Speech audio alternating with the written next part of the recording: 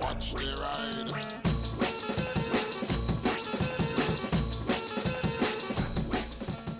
Hey everybody, hope you're all doing alright out there. Today I want to talk about gloves, motorcycle gloves obviously, and talk about what my preferences are with gloves and why I've got what I've got and why I use what I use. And it's a bit of a toss up all the time between protection and comfort. Now, one of the things you need to keep in mind is when you buy gloves, if they're full leather gloves, they are okay to be a little bit tight to start with, and they'll give, and then they'll become really comfortable. Like, my favourite gloves that I ever used were Alpine Star SP1s. But the problem with Alpine Star gear, I found over time, was that the first set I had lasted something like 4 years, the next set lasted something like 3 years, and then it got to a point where I bought another pair and they lasted about a year. The quality of Alpine Star stuff seemed to go downhill. Maybe I was using them a lot more, maybe I was more brutal to them or something, I don't know, but they never seemed to last that long. Now the SP1 is a glove that's a gauntlet style, so it includes a part for your wrist, which is obviously good because it gives you a crossover between your jacket and your wrist of your glove, so when the wind comes down it doesn't get up your jacket sleeve, which keeps you warmer in colder times. And I was very much that you should get gauntlet style, you know, like these Handroids. I should point out I was given these by a company many years ago for promoting their outfitters. Now, I didn't use these a massive amount, and the reason I didn't is because they're just so bulky. They're really big gloves, and as much as I wore them, they never seemed to really bed in that well. I've tried some recent things where I've basically wet the gloves and shoved newspaper down in the fingers and stuff like that to give them a bit of a stretch. And now they're a lot closer to a point I think I might actually try and start using them and bed them in more. The left hand, absolutely perfect. It's the right hand that's the problem. It's just a bit tight on a couple of my fingers, and that can lead to calluses and blisters and stuff like that, amazingly. And soreness caused by when you grip your hand like this, it bunches up between the skin of your fingers and then starts to rub. So as I say, I like the SP1s because they weren't too bulky. They're certainly not as bulky as this, but the amount of protection that these gloves have got, you've got the wrist protection. These plates are basically for a way you break your wrist very commonly when you are crashing, is that your hand will hit the road, it'll grip and it will twist and it breaks one of the bones here. With these sliding plates, it allows your wrist to flatten out and it doesn't cause that break so easily. I'm trying to remember the name of that. It begins with S. But yeah, these are an example of extremely high protection, you know, very thick leather with anti-abrasion stuff on them and the plates everywhere. You've got the wrist straps that do up with this system that tightens them down. I really like the design of these gloves. They're great, but they just never bedded in. Maybe I needed a slightly larger size, but next size up would have been too big. So it is what it is. As time went on, I found that I liked shorty gloves. Now, these are absolutely filthy because I've been using them to get rid of, as a work glove now, to get rid of scrap metal and stuff. But these are the ones I wore for years and the ones that recently I had to get rid of because the Velcro kept going. These are some Frank Thomas gloves I bought myself. They weren't very expensive. But these, really nice. Absolutely loved them. You know, there's not a huge amount of protection. There is that plate there. There is some knuckle protection on the top. And it's all leather throughout. And as I say, I wanted to replace these for the same pair, basically, but they weren't available when I went to the outfitters. And a lot of gloves nowadays aren't full leather construction like these, or the Nox. A lot of it's like a neoprene almost material, and I'm not sure how hard wearing that's going to be. I'm not sure how abrasion resistant that is when it's in the palm. So I was looking for a set of full leather gloves. And I was trying to find a pair that felt like they had enough protection versus them not having enough protection but being really comfortable. And I tried, probably 30 pairs of gloves on to find something that felt right. As I say, I didn't mind if it was a bit tight to start with, but I didn't want to get something that was so beefy that it felt like it was never going to give, and I'd have that risk that these gloves would be good for me in the future. So what I ended up getting was these. Now, they're a little bit retro-y with the whole zip on it, which doesn't really do a lot. It's just an extra vent. I mean, what is really the point of that? I'm tempted to sew that in place so it's not affecting it. But these gloves, and again, this was not a sponsored thing, I bought these. These are so comfortable. They're full leather. I can't even tell you what model they are, I'm afraid. They're Frank Thomas, they come from J&S. Good luck finding the same ones because, as I say, they had like one-off pairs of all sorts of things. These are really nice. I really am enjoying these. There's so much feel with them. Now, they are, as you can see, perforated, so these are technically a summer glove, but they've been fine into October in the cooler times. And a solution to making them a bit warmer is you get glove liners such as this, and you can put your glove liner on inside the glove, and as long as they're thin glove liners you won't bulk out the glove too much and stretch it. And now that is a lot warmer and still very comfortable. There's also now more padding there. There is a little bit of extra protection here, where your hand's going to go down when you hit the road, but there isn't nearly as much as these, but we do still have some hard knuckle protection here. It's probably fibre or plastic or something like that, but there is some protection there. And I've been sort of wondering, like, how would I advise people to get gloves if they're asking about gloves? And so much of it is about fit and comfort, but at the same time you want the protection. And I think for me, as an experienced rider, of course you can never not crash. You can't stop yourself from crashing. But I'm not, really pushing it, putting myself in situations I'm more likely to come off. Because I've matured on a little bit and the roads are terrible anyway, and you can't go that fast. So I found these to be acceptable, but they are borderline like a little bit of a light glove for the protection side of things. If it comes to the winter time and it gets really cold, well, I actually wear a pair of skiing gloves. These big Mama Jammers. These will keep your hands relatively warm down to -2-3 degrees. If you've got heated grips, that really helps. But the problem with heated grips is they only heat the underside of your hand. They don't heat the top, so you still get cold top of your hand. But these have done me very well. I actually bought these when I bought my first bike ever. And it was coming up to the winter time, so I thought these would be good for the winter. And as it turned out at the time, when I was a new rider, I could barely ride with them because I'd lost so much feel and I needed that extra feel. But as time went on and things got colder, I found that, if your hands are numb, well, there's enough feel there. And also, as you get more experienced in riding bikes, you get more used to having something between you and the controls. You're not having to feel things out quite as carefully, as it were.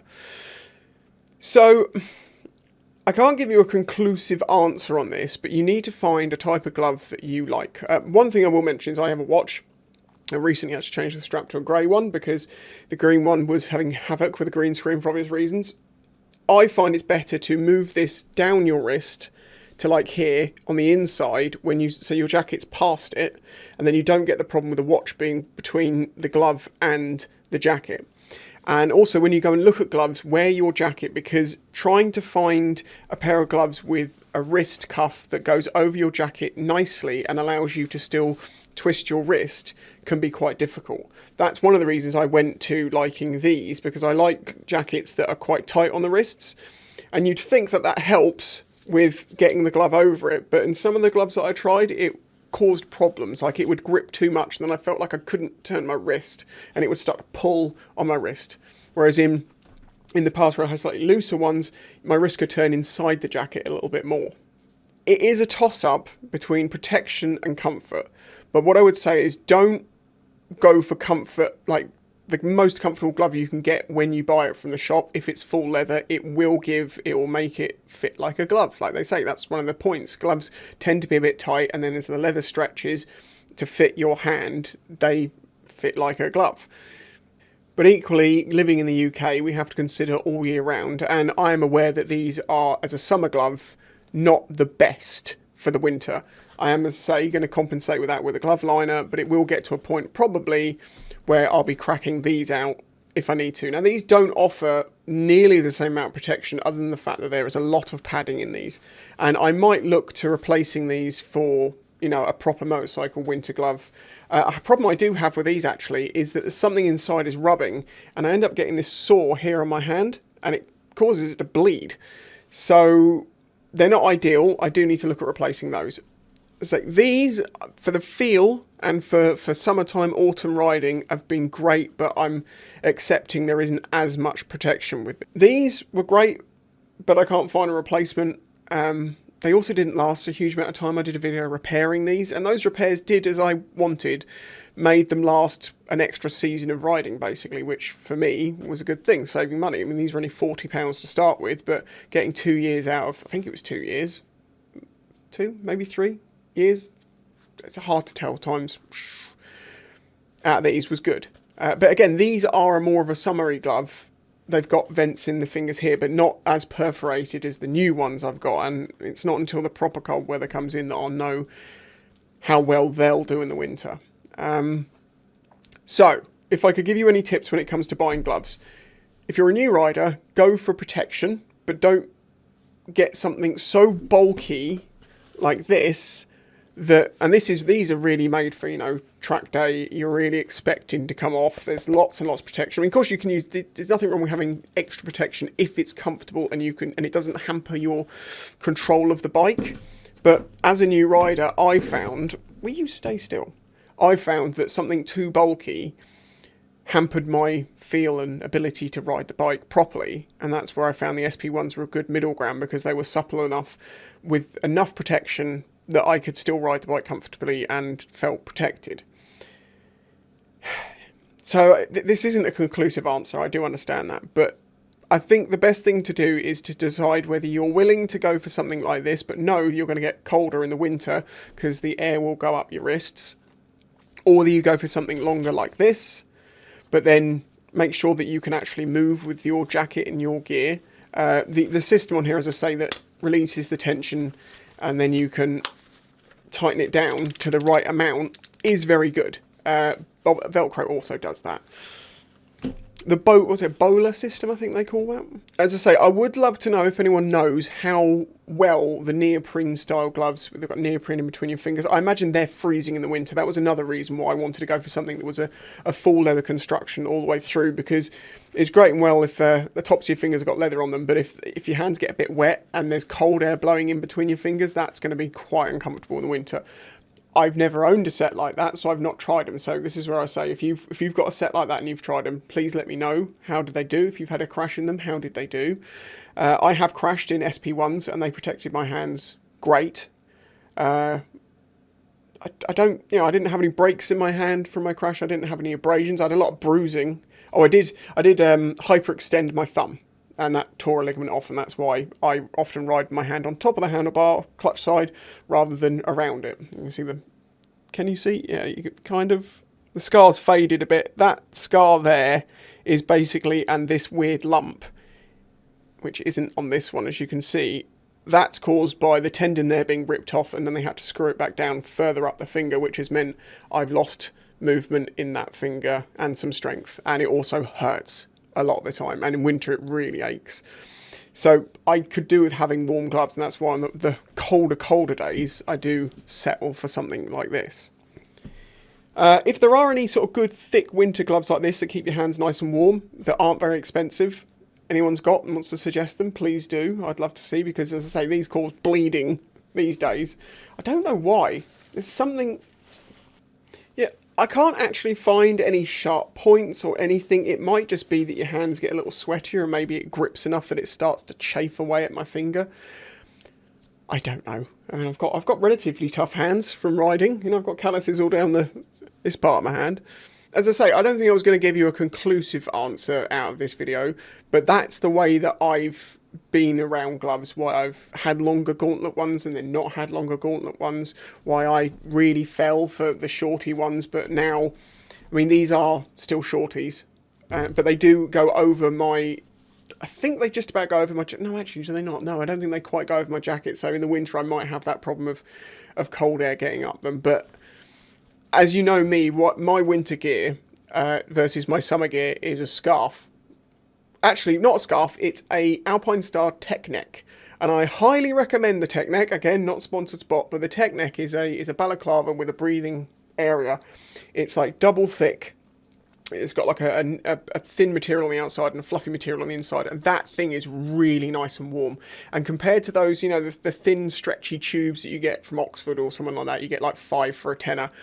They do nothing in comparison. I'd have to wear 2 or 3 of those to feel somewhat of the wind protection of that Tech-Neck by Alpinestar, and they're not even expensive. So if you are a winter rider and you get a cold neck, and you've tried the tubey ones and you don't find them to be great, try a Tech-Neck. Highly, highly recommended. I've had the same one for years and years. You can wash it.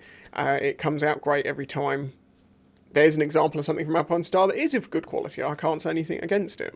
Just looking at the label of the new ones, it says Frank Thomas Harry Leather glove, motorcycle glove. Obviously don't wash, don't iron, don't do this, don't do that. Protection. Oh, the protection level of these is 1 kp, which I imagine isn't much. Let me have a look. What I have just noticed is it says EN 13594 2015. Are these 10 years old?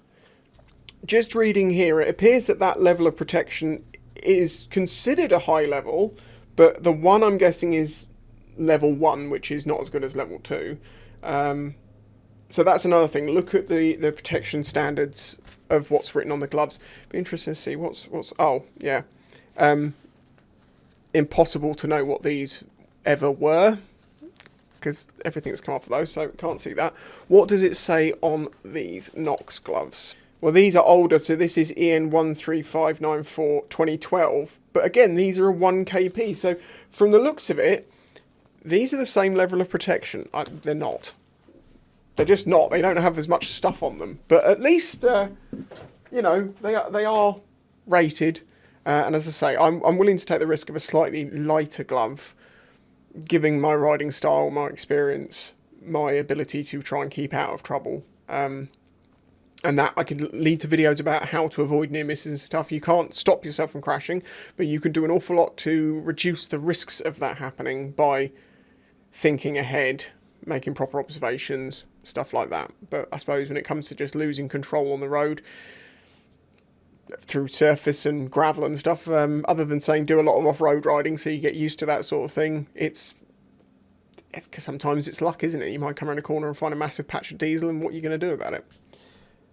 So yeah, anyway, a little video talking about gloves, why I've gone through the different gloves that I have. The way I look at it, as I say, it's a comfort versus protection thing, and you do want the protection. But if you have so much protection that you can't ride the bike properly, which is more dangerous? You know, that's the way I've always thought about it. So I try to find a middle ground.